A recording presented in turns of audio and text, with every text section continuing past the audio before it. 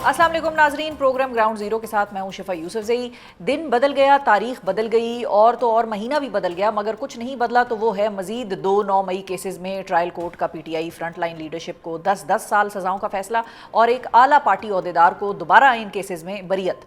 लग यही रहा है कि जिस तरह 9 के बाद 10 का हिंसा आता है, वैसे ही पीटीआई लीडरशिप पर 9 मई वाक़यात में 10-10 साल की सज़ा का ठप्पा लग गया है, यानी वही 10 का पहाड़ा जारी है और अदालती सज़ा इसी लीडरशिप पर भारी है, जिसको पहले ही इन्हीं केसेस में सज़ा सुनाई जा चुकी है। आज लाहौर की एंटी टेररिज्म कोर्ट ने साबिक सूबाई वज़रा डॉक्टर यास्मीन राशिद और महमूद रशीद समेत साबिक गवर्नर पंजाब उमर सरफराज चीमा और साबिक सेनेटर एजाज चौधरी को एक बार फिर 9 मई के 2 केसेस में मुजरिम गर्दानते हुए 10-10 साल कैद की सज़ा सुना दी है, जबकि एक बार फिर party vice chairman Shah Mahmood Qureshi को इन दोनों केसेस में बरी कर दिया गया है। आज के अदालती फैसलों के बाद डॉक्टर यास्मीन राशिद, मियां महमूद रशीद, उमर सरफराज चीमा और एजाज चौधरी वो पहले 4 पीटीआई सियासी रहनुमा बन गए हैं जिनको एक से ज़ायद 9 मई केसेस में एक ही तरह की 10-10 साल कैद की सज़ा हुई है। दूसरी जानिब शाह महमूद कुरैशी अब 4 9 मई केसेस में बरी हो चुके हैं। इसके साथ साथ आज सुनाई गई सज़ाओं के मुजरिमान में आलिया हमजा और सनम जावेद का भी इजाफा हो गया है कि जिनको 5-5 साल कैद की सज़ा सुनाई गई है, जबकि आयशा भुट्टा को 10 साल कैद की सज़ा का सामना करना पड़ रहा है। 31 जुलाई को पीटीआई के 5 अगस्त एहतजाज से कबल पीटीआई रहनुमाओं को सुनाई गई 9 मई केसेस की सज़ाओं और आज के अदालती फैसले में एक कदर मुश्तरक है, और वो ये है कि सज़ाएं भी पीटीआई के 14 अगस्त एहतजाज से सिर्फ 3 रोज़ कबल सुनाई गई हैं, जैसा कि पिछली मरतबा एहतजाज से 3 रोज़ कबल या 4 रोज़ कबल सुनाई गई थी।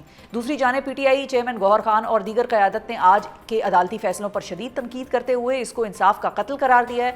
पीटीआई को तो अदालती सज़ाओं ने घेरा हुआ है, मगर मरी में साबिक वज़ीर आज़म नवाज शरीफ, इस वक्त वज़ीर आज़म शहबाज शरीफ और वज़ीर आला पंजाब मरियम नवाज समेत दीगर आला पार्टी क़यादत और वज़रा के झुरमट में सियासी मुशावरत करते दिखाई दे रहे हैं। और मीडिया रिपोर्ट्स के मुताबिक आज होने वाली अहम मीटिंग में पीटीआई के 9 मई केसेस में नाअहल होने वाले अरकान पार्लियामेंट की खाली नशिस्तों पर ज़िमनी इंतखाबात के लिए जो तफसीली मुशावरत होनी है, वो सारा मामला वहाँ पर इस वक्त हो रहा है, जबकि इमरान खान पहले ही इन ज़िमनी इंतखाबात के बॉयकॉट का ऐलान कर चुके हैं। आज का 9 मई का जो सज़ाओं का झटका था वो पीटीआई के लिए कितना बड़ा सेटबैक था और आया था भी या नहीं था, ये भी हम जानेंगे। और आगे की अब हिकमत अमली क्या होने वाली है, इस हवाले से गुफ्तगू करने के लिए हमारे साथ मौजूद हैं पाकिस्तान तहरीक इंसाफ के सीनियर रहनुमा और साबिक वफाकी वज़ीर बराए दाखिला रुकन कौमी असम्बली शहरयार आफरीदी साहब। अस्सलाम वालेकुम आफरीदी साहब। वालेकुम अस्सलाम। बहुत शुक्रिया आफरीदी साहब। सबसे पहले तो आपने वक्त निकाला प्रोग्राम के लिए। क्या अगर हम ये कहें इस वक्त जो पीटीआई की सूरत हाल है कि अब तो आदत सी है मुझको ऐसे जीने में, वो आतिफ असलम का बड़ा मशहूर गाना है, तो ये सही होगा कि अब आप आदत है आप लोगों को ऐसे जीने में कि जहाँ रोज़ सज़ा का चर्चा हो रहा है, जहाँ रोज़ एहतजाज का चर्चा हो रहा है, तो आदत हो गई है या अभी आदत नहीं डली? बिस्मिल्लाहिर्रहमानिर्रहीम। सबसे पहले आपका शुक्रिया, तमाम तारीफ़ें रब की और कर बहा दरूद इमामुल अंबिया खातिमुन नबीन हज़रत मोहम्मद मुस्तफ़ा सल्लल्लाहु अलैहि वसल्लम पे आपका बहुत बहुत शुक्रिया एक दफ़ा फिर। इस तरह है कि जुल्म की एक हद है, और जब जुल्म उस हद को भी पार करता है तो फिर याद रखिए उसका नुकसान ये होता है कि एतमाद उठ जाता है, बेयकीनी की फ़िज़ा आती है, और आप किस हद तक जा सकते हैं। इससे ज़्यादा आज का दिन जो है वो बतौर एक पाकिस्तानी के, एक पॉलिटिकल वर्कर के, एक मेंबर ऑफ़ द पार्लियामेंट के, हम पाकिस्तानी कौम को क्या बता रहे हैं, नंबर 1। नंबर 2, कौम की अज़मत को सलाम है कि एक शख्स 8/7 के डेथ सेल में सॉलिटरी कन्फाइनमेंट में इज़राइल को भी ललकारता है, हिंदुस्तान को भी ललकारता है। उनकी टीम मुख्तलिफ़ आजमाइशों इस्तिराब से गुज़रने के बावजूद, चाहे वो 8 फरवरी है, चाहे आज का दिन है, 2-2 अरब रुपये मैंने इसको ऑफ़र हुए 26th अमेंडमेंट में, उसके बावजूद कारोबार बंद, सारा कुछ बंद, चादर चार दीवारी पामाल। तो मुझे तो किसी और से गिला नहीं है, मुझे तो सिर्फ हैरान हूँ, ये जो चार्टर ऑफ डेमोक्रेसी के नारे लगाने वाले थे, जिस तरह भी आपने कहा मरी में जो हो रही है जी, ये जो 2 पार्टियां हैं, बिलखसूस इनकी मैं बात करूंगा, इन्होंने तो अपने नज़रिए को तो ख़ुद दफन कर दिया है, बल्कि इनकी सियासत भी ख़त्म है। तो मैं सिर्फ इतना कहना चाहूँगा कि हाकुमुल हाकिमीन अल्लाह है, मायूसी कुफ़र और गुनाह है। हम इंशाअल्लाह बिइज़्निल्लाह हमारा ईमान है कि हर अंधेरे के बाद रोशनी है, और अब जो समझने वाली बात है یہ سیاست سے بالاتر ہے. وہ کیا ہے؟ ہم 79th برتھ ڈے منا رہے ہیں, انڈیپینڈنس ڈے منانے جا رہے ہیں پاکستان کی. بلوچستان میں کیا ہو رہا ہے؟ مرج ڈسٹرکٹ فاٹا میں, فارم ایکس فاٹا میں کیا ہو رہا ہے؟ اکراس پاکستان بلو غربت کی سطح سے کتنے لوگ, 45%. جی, مہنگائی, جن کو ایک زمانے میں کہا جاتا تھا کہ اے ٹی ایم کارڈز ہیں, وہ چینی چور جن کو ہمیں الزام لگاتے تھے. جہاز وہاز آپ لوگوں کی بڑی فلائٹیں ہیں. اب وہ کدھر ہے؟ اس ملک میں جو ایک سوچ مسلط کی جا رہی ہے کہ عام آدمی کی تذلیل ہوگی اور ایک خاص ٹولہ ہے وہ مبرہ ہیں. تو میں صرف اتنا کہنا چاہوں گا کہ یہ پوری قوم کے لیے لمحہ فکری ہے, نمبر 1. نمبر 2, میرا اور آپ کا اور اس ملک کا ازلی دشمن وہ ہندوستان. آج راہل گاندھی کے خلاف بھی انہوں نے کچھ ایکشن ویکشن لیا ہے, گرفتار کیا. جی, میں آج آپ کو بتانا چاہ رہا ہوں, اپنی کریڈیبلٹی ریسٹور کرنے کے لیے وہ جو پوری دنیا میں اس کی عزت کا جنازہ نکلا ہے ہندوستان کا 10 مئی کے بعد, تو میں آج یہ کہنے پہ مجبور ہوں وہ خدا نہ خواستہ میرے منہ میں خاک, وہ بدلہ لے گا. اس ملک میں اتحاد اور اتفاق کی ضرورت ہے, اس وقت یکجہتی کی ضرورت ہے, اکے کی ضرورت ہے. اگر ہم آپس میں دست و گریبان رہیں گے, اگر ہم ایک دوسرے کی تذلیل کریں گے, اگر ہم کسی طریقے سے پاکستانیت سے ہٹ کے ذاتیات کی طرف جائیں گے تو ذاتیات میں نقصان پاکستان کا ہے. تو میں صرف آپ کو اتنا کہنا چاہوں گا کہ ہوش کے ناخن لینے چاہیے. ہوش کے ناخن اس لیے لیں کہ میرا لیڈر ذات کی بات ہی نہیں کرتا, ہم میں سے کوئی ذات کی بات نہیں کر رہا. ہم آئین اور قانون کی بالادستی پر یقین کرتے ہیں اور کھڑے ہیں, اپنی جگہ کھڑے ہیں. کسی نے سر قلم کرنا ہے, کسی نے زندہ درگور کرنا ہے, جس نے جو کرنا ہے. تو ہم تو ہیں تو اس ملک کے لیے نا, آنے والی نسلوں کے لیے لگے ہوئے. میرا خان ذات کی بات نہیں کر رہا, این آر او نہیں مانگ رہا, کوئی اور چیز نہیں کر رہا, لیکن جب پاکستان کی بات آتی ہے تو کہتے ہیں میں پاکستان کے لیے ہر سطح پہ جانے کے لیے تیار ہوں. یہ ہماری سوچ ہے, یہ ہمارا نظریہ ہے.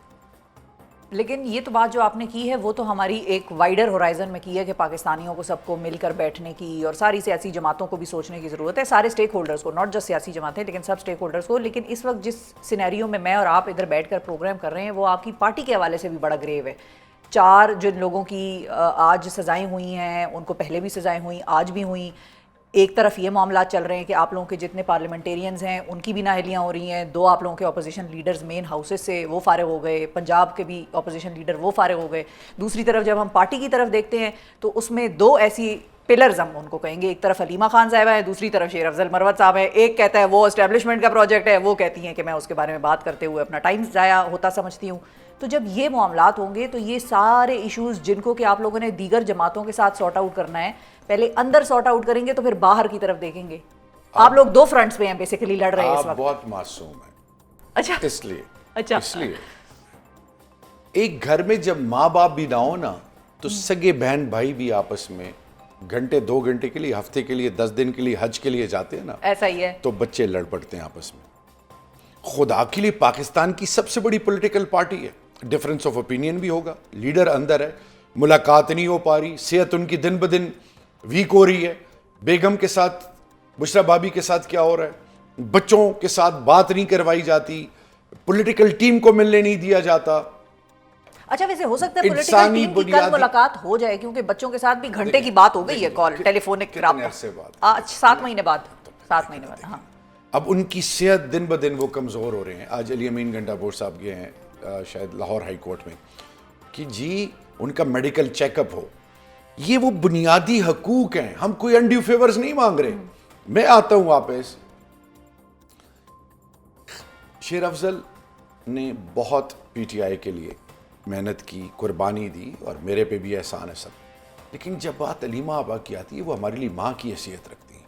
خان کے گھر کے افراد کی عزتوں کو سلام ہے. جس طرح ایک پولیٹیکل ورکر جان مارتا ہے, پارلیمنٹیرینز قربانیاں دیتے ہیں, ان کی بیوی, ان کا بھانجا, ان کی بہنیں روڈ پہ ہیں. خود ان کا کیا حال ہے, بچوں سے دور. یہ لگتا ہے کہ یہ لوگ پارٹی کو ٹیک اوور کرنا چاہ رہے ہیں. میری عرض سنیں, میں شیر افضل مروت صاحب کو, یا کسی بھی شہریار ہو یا کوئی بھی ہو, جو بھی گلے شکوے ہیں نا بہت نشیب و فراز آتے ہیں. تو خان جب انشاءاللہ باہر آئے گا اور ہمارا ایمان اور یقین ہے وہ آئے گا تو بیٹھ کے بات کرنی تھی. اس وقت تک گھر کی باتیں چوراہوں پہ نہیں ہوتی. تو میں صرف اتنا کہنا چاہوں گا. اور دوسری بات, آپ نے کہا کہ جی leader of the opposition Senate, leader of the opposition National Assembly, Punjab Assembly, پھر زرتاج گل پارلیمانی لیڈر, ڈپٹی پارلیمانی لیڈر جو چٹا صاحب ہیں. میں صرف ایک بات کہنا چاہوں گا, ہم تو 8 فروری سے پہلے پی ٹی آئی کہیں تھی, ہم نے پنجاب فیڈرل پنجاب کے پی میں ہمارے ساتھ گلگت میں کیا ہوا, کشمیر میں آزاد کشمیر میں کیا ہوا, اس میں زیادہ نہیں جانا چاہوں گا. میں واپس آتا ہوں. لوگ ہمیں نشان بھی لے لیا گیا ہم سے, لیڈر بھی اندر تھا, جھنڈا لگانے کی بھی اجازت نہیں تھی. کیا بنا؟ پوری قوم کھڑی ہوئی اور ہمارا وائٹ پیپر 181 سیٹس, اور ریزرو ہوتے تو 2/3 میجورٹی. اب میں واپس آتا ہوں.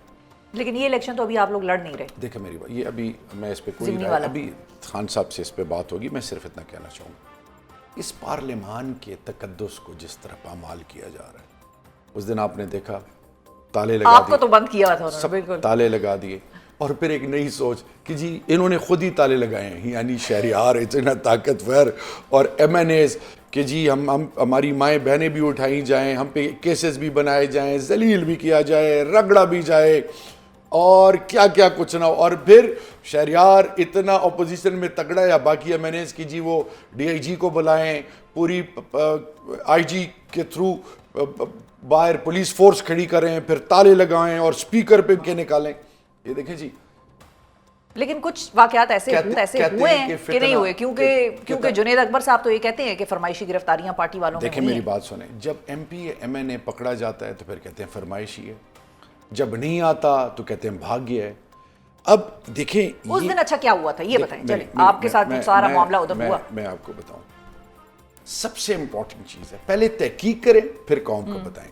اب ہوا یہ کہ ہمیں یہ کہا گیا تھا کہ اپنے اپنے حلقوں میں آپ سب نے احتجاج کرنا ہے. ایم این ایز نے, جی ٹھیک ہے, M N As M P As سب نے, اچھا سب نے, ٹھیک ہے, پارٹی پوزیشن ہولڈرز صوبائی اور جتنے بھی ہیں. اور ایم این ایز پنجاب کے لیے تھا کہ آپ نے لاہور اور ایم پی ایز نے آنا ہے.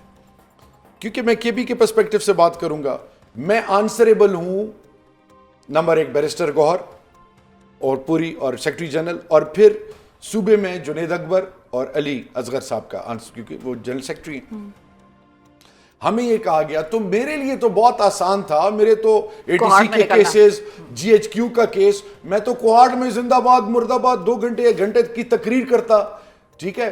مجھے پاگل کتے نے کاٹا تھا. یعنی پہلے تو یہ سوال ہے. 12 تاریخ کو ہمیں بتایا گیا, 13 اور 14 کی 13 تاریخ کی رات کو لیٹ نائٹ ہمیں جولائی, یہ ابھی جو کیا نام ہے, نہیں سوری 4 اگست کو, کیونکہ 5 کو آپ لوگوں 4 اگست کو رات کو ہمیں بتایا گیا کہ جی زوم پہ پارلیمنٹری میٹنگ ہے. سیکرٹری جنرل صاحب بھی آئے, ٹھیک ہے, 40 پلس کے 50 کے قریب ایم این ایز اور سارے تھے.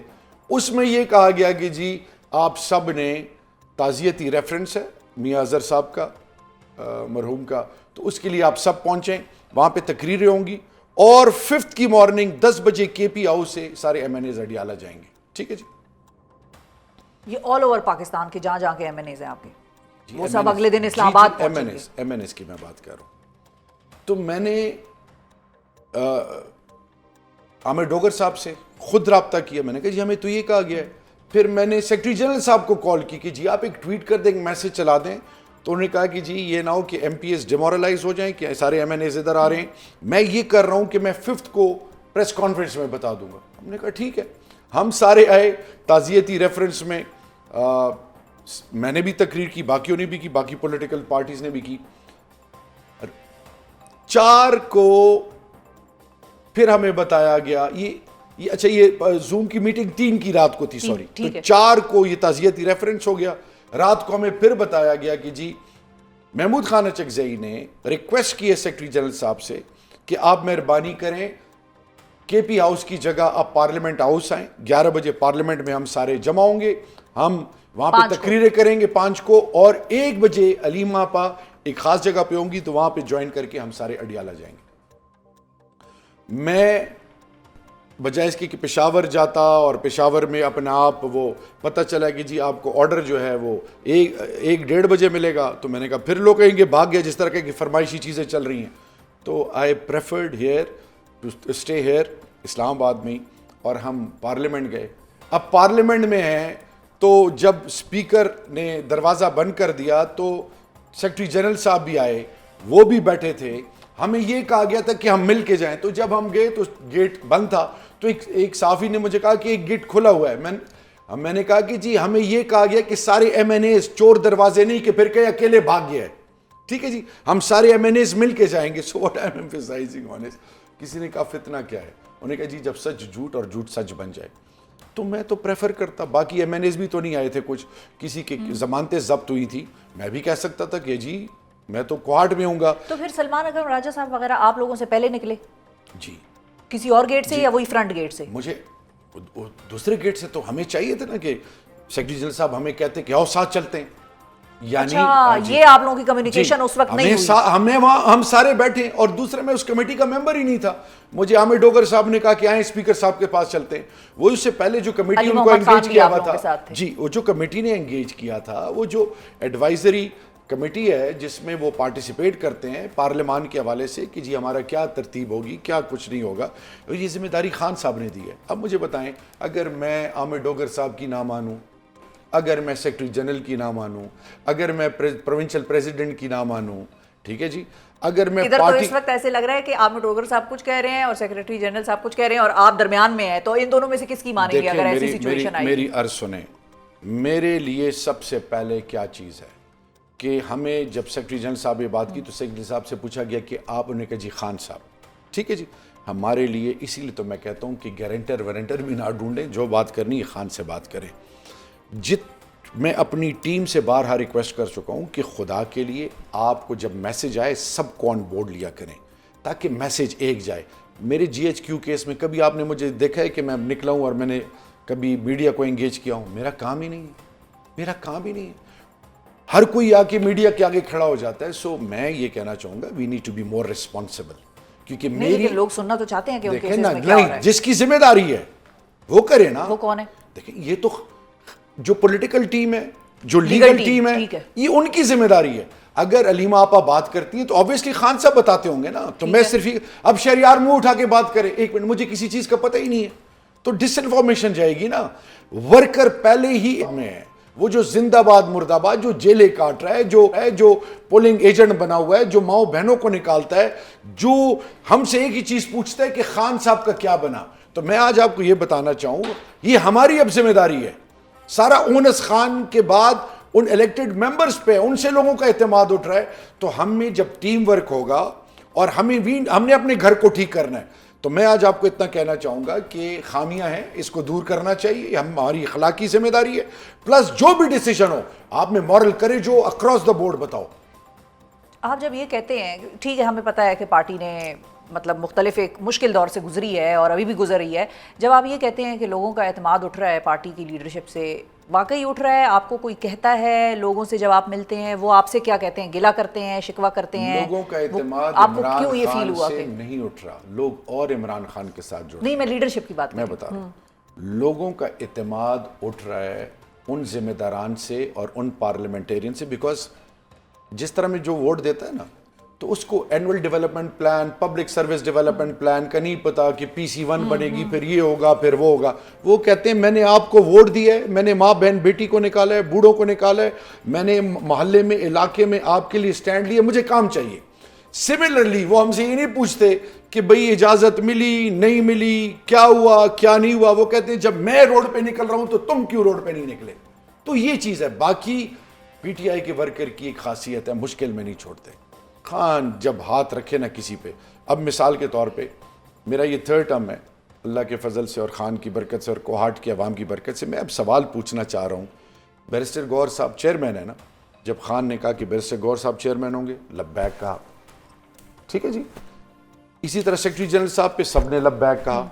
جس کو خان ذمہ داری دے گا ہم اس کو آن کریں گے، کیونکہ ہم عہدوں کے لیے نہیں آئے. نمبر 1. نمبر 2، اصل میں وہ جو ہمارا گراؤنڈ پلس ہے، جو ورکر ہے، جو پاکستان اور عمران خان سے لازوال محبت کرتے ہیں. کیونکہ عمران خان آئین اور قانون کی بالادستی کی بات کرتے ہیں، ایک نہیں، مطلب جو ایک کانسیپٹ بنا ہوا ہے کہ جی غریب کے لیے الگ اور امیر کے لیے الگ پاکستان، تو خان کہتا نہیں سب کے لیے ایک پاکستان. یہ جو مدینہ کی ریاست اور نئے پاکستان کا خان نے قوم سے وعدہ کیا ہے، اس کی ہم پہ اب ذمہ داری ہے کہ ہم کسی طریقے سے اس سوچ سے ڈائیورٹ نہ کریں، سب کو ساتھ لے کے چلیں، ایک میسج ہو. یہ جو اور ایک اور چیز بھی ہے کیا نام ہے شفا، ایک اور چیز یہ ہے کہ لوگ کرتے کیا ہیں، کسی نے ایم این اے بننا ہے، کسی نے ایم ڈی اے بننا ہے، لوگ پلانٹ ہوئے ہیں، ڈی پی سوشل میڈیا پہ خان کی لگائی ہوئی ہے، اور پارٹی کے اندر دراڑے پارٹی کو تباہ کرنے کے چکر میں. ایسے لیڈران بھی ہوں گے. دیکھیں میری عرض سنیں، کدھر ہیں وہ 9 مئی سے پہلے تو بہت سارے تھے نا، کیبنٹ میں بھی بہت تھے، آگے پیچھے تھے خان کے، خان ان کے نام لیتا تھا. یہ میں نے عمران بھائی سے کہا کدھر تھے وہ سارے، اب کدھر ہیں، کون ڈیسیجن لیتا تھا. تو میں آج آپ کو بتا رہا ہوں جو بھی بدنیت ہے اس کے لیے اللہ کافی ہے.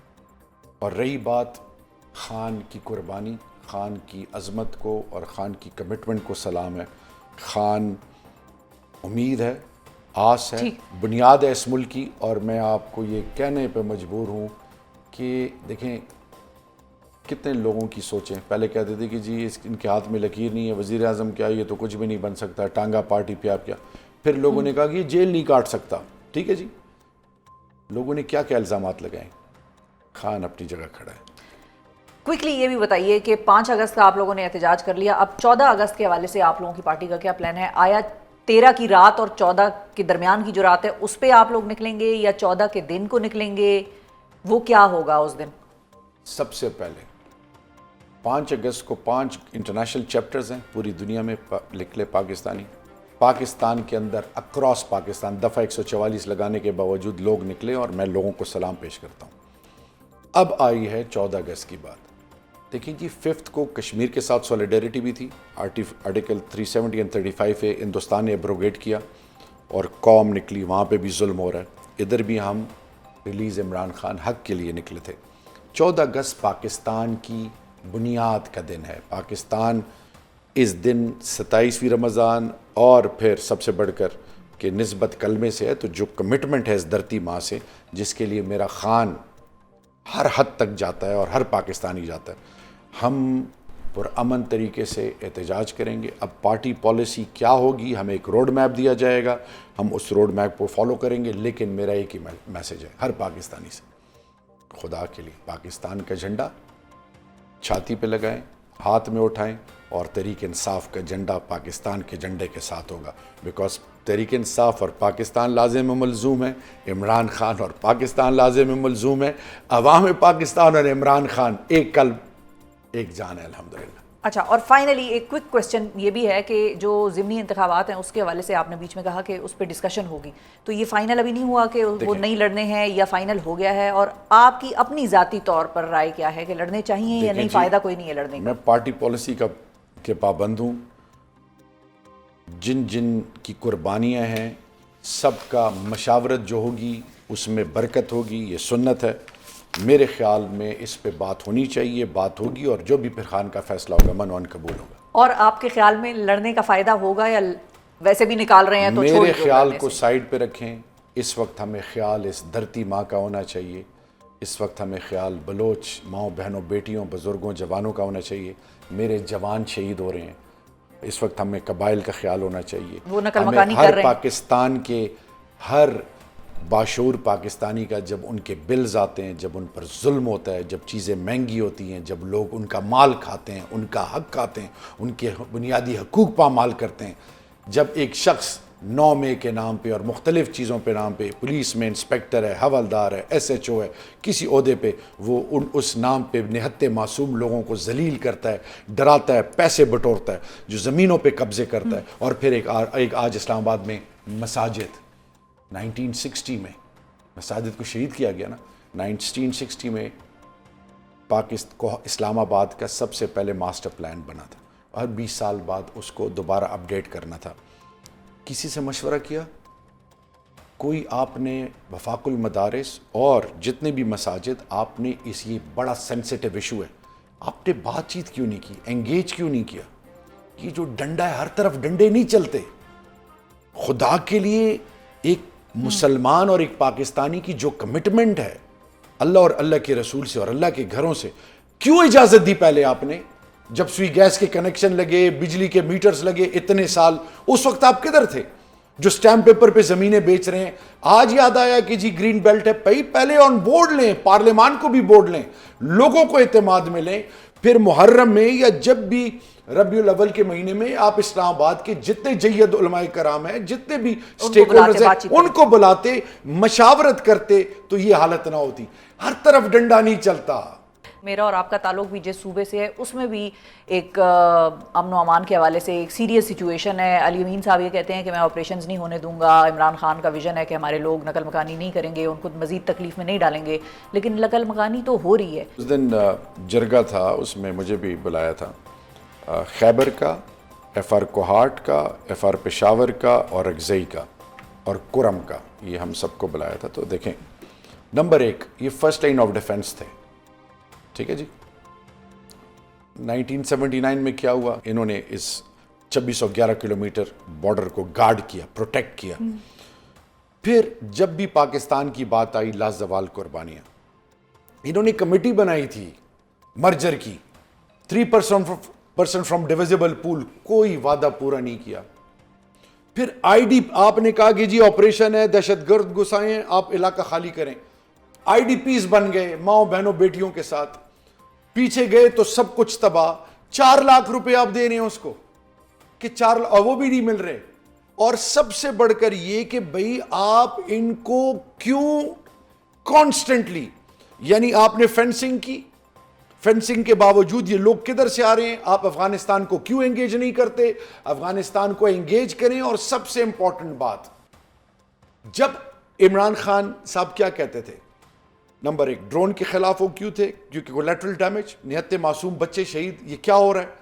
دوسری چیز جو موسٹ امپورٹنٹ ہے کہ آپ قبائل کو اعتماد میں لیں، ان کے تھرو ان کا مقابلہ کریں مسکرینٹس کا۔ آپ جب عوام کو اعتماد میں نہیں لیتے، مسٹرسٹ پیدا ہوتا ہے۔ اینٹی پاکستان فورسز اس میں آلریڈی اس میں جو ہے وہ تیلی دے رہے ہیں، اس آگ کو پھیلانے میں ان کا رول ہے۔ تو ہوش کے ناخن لینے چاہیے۔ میں بارہا کہہ چکا ہوں، اس دن میں نے علی امین صاحب سے کہا کہ آپ جرگہ تو کر رہے ہیں، تو corps commander Peshawar, concerned F C کے جو میجر جنرل صاحبان ہیں، ڈی جی صاحب، وہ کیوں نہیں ہیں؟ جی او سیز کیوں نہیں ہیں؟ میجر جنرلز کیوں نہیں ہیں؟ پھر وفاق کا انٹیریئر منسٹر کیوں نہیں ہے؟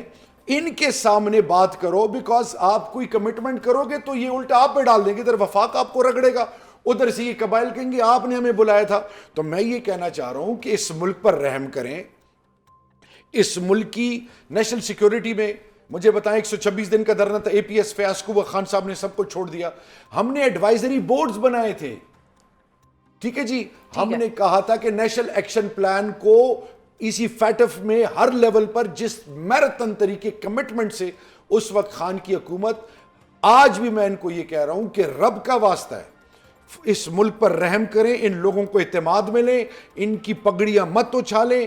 اور جب آپ کے فیصلے بیوروکریٹس کریں جس کو پتہ ہی نہیں ہے annual development plan, public service development, پانی ہے نہیں ہے، اسکول ہے نہیں ہے، تعلیم ہے نہیں ہے، اسی طرح جب آپ ان بیوروکریٹس پہ چیزیں چھوڑیں گے جن کو پتہ ہی نہیں ہے، وہ لوگ جو مقامی ہے، جو روایات کو سمجھتے ہیں، اقدار کو سمجھتے ہیں، ان کے تھرو ان مسائل کا حل ڈھونڈیں۔ یہ وقت کی ضرورت ہے۔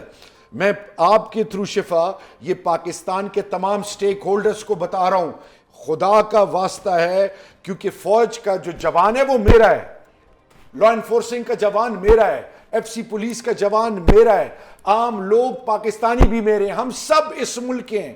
کیوں معصوم لوگوں کی جانیں ضائع ہو رہی ہیں؟ روزانہ ان کے جنازے اٹھا رہے ہیں، اور بات ہے پاکستان کی، اور دشمن اس سے فائدہ اٹھا رہا ہے، وہ فالٹ لائنز پہ کام کر رہا ہے۔ تو عقل استعمال کر کے ان لوگوں کو انگیج کریں، ان کے تھرو ان مسکرینٹ کا مقابلہ کریں، اور پھر افغانستان کو بھی آن بورڈ لیں، افغانستان کو آن بورڈ لیں کہ یہ کراس بارڈر ٹیررزم، یہ میرے ملک میں اندر آ کے یہ کچھ کر رہے ہیں، اس میں آپ ہمارا ساتھ دیں، پھر دیکھیں سب چیزیں ٹھیک ہوتی ہیں۔ اور جرگہ بٹھائیں، یہی قبائل جب افغانستان جائیں گے ان کو جرگے کے انگیج کریں گے، آپ کے مسئلوں کا حل نکلے گا انشاءاللہ۔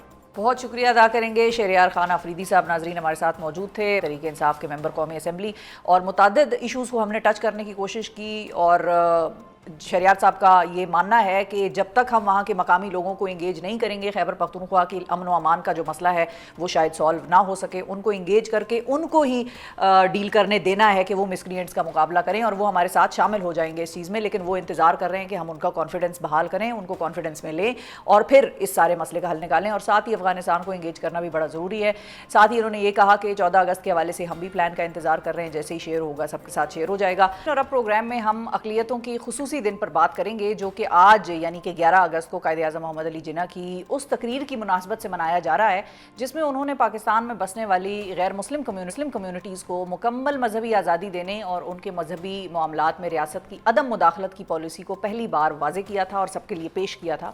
مذہبی اقلیتیں اس وقت پاکستان کی کل آبادی کا 3.5% ہیں, جبکہ 44 لاکھ غیر مسلم رجسٹرڈ ووٹرز بھی فیصلہ سازی میں اہم کردار ادا کر رہے ہیں. قائد اعظم نے تو اقلیتوں کے حوالے سے روڈ میپ دے دیا, مگر ان 75 سالوں میں ان کمیونٹیز کے حوالے سے ریاست نے کیا کردار ادا کیا ہے, اور اب ذہنی ہم آہنگی کے لیے ہمارا روڈ میپ کیا ہونا چاہیے, اس حوالے سے گفتگو کرنے کے لیے ہمارے ساتھ اسٹوڈیوز میں موجود ہیں رمیش سنگھ اروڑا صاحب, جو کہ پنجاب کے وزیر برائے اقلیتی امور ہیں. السلام علیکم سردار جی. وعلیکم السلام. ست سری اکال. ٹھیک ٹھاک ہو؟ Thank you very much. Sir, سب سے پہلے تو یہ بتائیے کہ ہم بات کریں گے جس موضوع کے لیے آپ یہاں پر آئے ہیں, لیکن آپ کی اپنی بھی ایک سٹوری ہے, اور ظاہر ہے پاکستان کے سب سے بڑے صوبے کے آپ منسٹر ہیں. سو یہ جرنی آپ کی کیسی تھی, تھوڑا سا اس کے بارے میں اگر بتائیں, کتنے چیلنجز تھے یا کتنی آسان تھی؟ دیکھیں, ایک تو سیدھی سی بات ہے, آپ اقلیت جہاں پہ ہوتے ہیں تو میں یہ کہوں کہ اقلیت کو مسائل نہیں ہوتے, یہ تو غلط ہوگا. میری وزارت کا وجود اس کا مطلب ہے کہ یس اس پہ کام کرنے کی ضرورت ہے, دیٹس وائی میری وزارت بنی. اگر ضرورت نہ ہوتی تو اس وزارت کی ضرورت ہی نہیں تھی. سنس پارٹیشن جب میری فیملی پاکستان چھوڑ کے نہیں گئی, because we are son of the soil, before partition ہم اسی خطے سے رہنے والے ہیں. پل بڑھ کے جب ہوئے آگے آئے, یونیورسٹی میں موقع ملا, ڈیولپمنٹ سیکٹر میں چلا گیا, کافی اسلام آباد کے اندر جہاں سے آپ ہیں اسی شہر کے اندر میں نے 15 سال اپنا کام بھی کیا, پاکستان پاورٹی ایلیویشن فنڈ کے ساتھ رہا, ڈفرینٹ اور اداروں کے ساتھ کام کیا. جب 2013 میں پہلی دفعہ ممبر پارلیمنٹ بن کے گیا تو میرے لیے تھوڑا سا تھا کہ پارلیمنٹ کے اندر پتہ نہیں ایکسیپٹنس ہوتی ہے یا نہیں ہوتی, بٹ بڑا خوشگوار تجربہ رہا, حیرت رہی. This is my 3rd time as a M P. اور پھر اسی دفعہ مجھے 2013 میں میری جماعت نے, I was the first Sikh parliamentarian جو پنجاب اسمبلی کے اندر آیا آفٹر 1947. اس کا سہرا میری جماعت میاں محمد نواز شریف صاحب کو جاتا ہے. پھر 2024 میں جب الیکشن ہوئے تو I am the first Sikh minister جو آفٹر پارٹیشن 1947 کے بعد کوئی سکھ پہلا وزیر آیا پنجاب کے اندر. تو یہ سہرا میری جماعت کو جاتا ہے, میری وزیر اعلیٰ پنجاب محترمہ مریم نواز شریف صاحبہ کو جاتا ہے. آج بھی انہوں نے فیس بک پہ اس کو سیلیبریٹ بھی کیا ہے کہ جی میرا پہلا وزیر جو ہے پاکستان کا جو سکھ وزیر ہے وہ میری کیبنٹ کا ممبر ہے. یہ وہ خوشگوار حیرتیں بھی ہیں. اور میں یہ کہتا ہوں کہ میں یہ نہیں کہتا کہ اقلیتیں محفوظ نہیں ہیں, یہاں پہ اقلیتیں محفوظ ہیں, ان کو عزت بھی دی جاتی ہے, بٹ اس کے ساتھ ساتھ یہ ایشوز بھی ہیں, چیلنجز بھی ہیں. ان ایشوز کو, چیلنجز کا جن کا آپ انٹرو میں ذکر کر رہی تھی, ان ایشوز چیلنجز کو اوور کم کرنے کے لیے ہمیں ایز اے ہول سب کو مل کے, سارے اسٹیک ہولڈرز کو مل کے بٹھا کے اس پہ بات کرنے کی ضرورت ہے, because these are the individuals act. بالکل یہ انڈیویجولز ایکٹ ہے, اور بالکل یہ جو وہ والی جو نیگیٹیوٹیز ہیں وہ بھی انڈیویجولز ایکٹ ہیں, اور جو پازیٹیوٹی ہوتی ہے انفارچونیٹلی وہ بھی انڈیویجول ایکٹ ہو جاتی ہے. کیونکہ 1947 کے بعد جس طرح سے آپ نے اپنی ایک اچیومنٹ بتائی, یہ پورے پاکستان کی اچیومنٹ ہونی چاہیے تھی, اور یہ اب جا کے نہیں ہونا چاہیے تھا, اس کو بہت پہلے ہو جانا چاہیے تھا. لیکن دیر آیت درست آیت, جو چیز اب ہوئی ہے چلو بہت بہتر ہوئی ہے, تو ویل ڈن, زبردست. اب یہ بتائیے سردار صاحب کہ جب ہم بات کرتے ہیں, کیونکہ آپ مسائل کی طرف آ رہے تھے, میں نے جج کر لیا تھا, تو جب ہم بات کرتے ہیں ہماری سکھ برادری کی بھی, اور پھر باقی اقلیتوں کی بھی بات کریں گے جس میں ہماری ہندو برادری بھی آتی ہے, کرسچن برادری بھی آتی ہے, سکھ برادری کے حوالے سے آپ کون سے ایسے مسائل ہیں جن پر کام کر رہے ہیں, جو آپ نے آئیڈینٹیفائی کیے ہوئے تھے, اور جن کے بارے میں آپ نے یہ سوچا تھا کہ میں کیبنٹ میں اس چیز کو تو ایڈریس کر کے جاؤں گا؟ 3 ایریاز. سکھ برادری کا سب سے بڑا ایشو جو تھا نا وہ میرج رجسٹریشن تھی, کیونکہ سکھوں کی شادی کہیں پہ رجسٹرڈ ہوتی نہیں تھی. جب میں 2013 نادرا وادرا کے پاس بھی کہیں نہیں کیونکہ نادرا کو you need a marriage certificate, تو سکھ given by the union council. تو وہ سکھ کی شادی جب رجسٹر ہی نہیں ہوتی تو یونین کونسل کے اندر اندراج کہاں سے گا. سو 2013 میں جب میں آیا تو میں نے کہا یہ سب چیز ہے جس پہ مجھے کام کرنا, اور 2018 میں that was the first time جب ہم نے سکھ میرج ایکٹ کو پاس کروا لیا پنجاب اسمبلی سے. اچھا. اور پھر فرشتوں کی حکومت آ گئی. وہ فرشتے کام کرنے تو آئے نہیں تھے, فرشتے تو صرف کنٹینر پہ کھڑے ہونے آئے تھے, ڈی چوک کو پلیوٹ کرنے آئے تھے. انہوں نے 5 سال اس کے رولز نہیں بنائے. پھر جیسی ہماری حکومت آئی تو چیف منسٹر پنجاب کی ڈائریکشن پہ ہم نے آتے ہی سکھ میرج ایکٹ کے رولز بنا دیا. پاکستان دنیا کے اندر پہلا ملک ہے جہاں پہ سکھ میرج ایکٹ موجود ہے, اور سکھوں کی شادیاں پنجاب کے اندر رجسٹر ہو رہی ہے. سو یہ سب سے بڑا ایشو بھی تھا اور یہ چیلنج بھی تھا.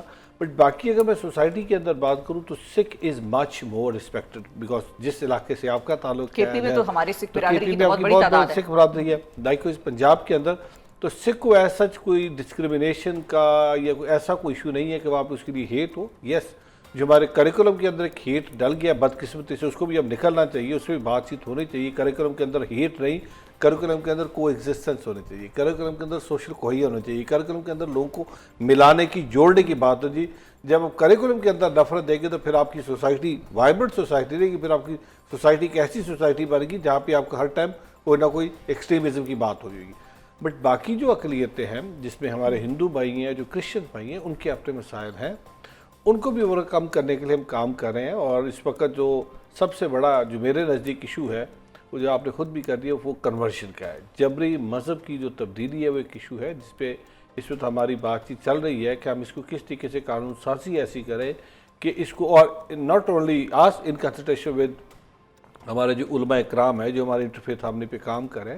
میں اس دن بیٹھا تھا مولانا عبدالقبیر. ویسے تو ہندو میرج ایکٹ موجود ہے سندھ میں, قانون سازی ہوئی بھی ہے, لیکن پرابلم یہ ہے کہ اس پہ عمل نہیں ہوتا. نہیں جی, ہم نے پنجاب میں بھی ہندو میرج رولز اپروو کروا کے امپلیمنٹیشن ہوگی. اب تو پنجاب کے اندر جو ہمارے ہندو کمیونٹی ہے ہم نے رجسٹرار ان کی اپوائنٹ کر دی, اب تو ان کی شادیاں رجسٹر ہو رہی ہیں. پنجاب کے اندر آتے ہی جو سب سے بڑا لیجسلیٹو ریفارم کے اندر لیکونا تھا وہ میرج رجسٹریشن تھا, وہ ہم نے ہندو کا بھی کر دیا, سکھ کا بھی کر دیا, ہم نے وہ ان کو آتے دے دیا.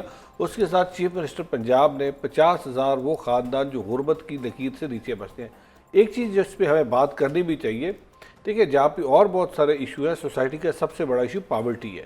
ہماری میجورٹی آف دا جو مائنورٹی کے لوگ ہیں they are living below the poverty line. تو جہاں پہ غربت ہوگی وہاں پہ مسائل زیادہ ہوں گے. آپ دیکھ لیجیے جہاں پہ بھی آپ کو اس طریقے کے نفرت کے یا بلیسفیمی کے یا باقی بھی ایشوز نظر آئیں گے, وہ سب سے زیادہ پاکٹنگ کر کے دیکھیں وہاں پہ ہوگی جب آپ سیگمنٹیشن کریں گے جہاں پہ پاورٹی ہے. ہمارا فوکس یہی کہ اقلیت کے اندر جو احساس محرومی, احساس کمتری, اس کو ختم کرنا.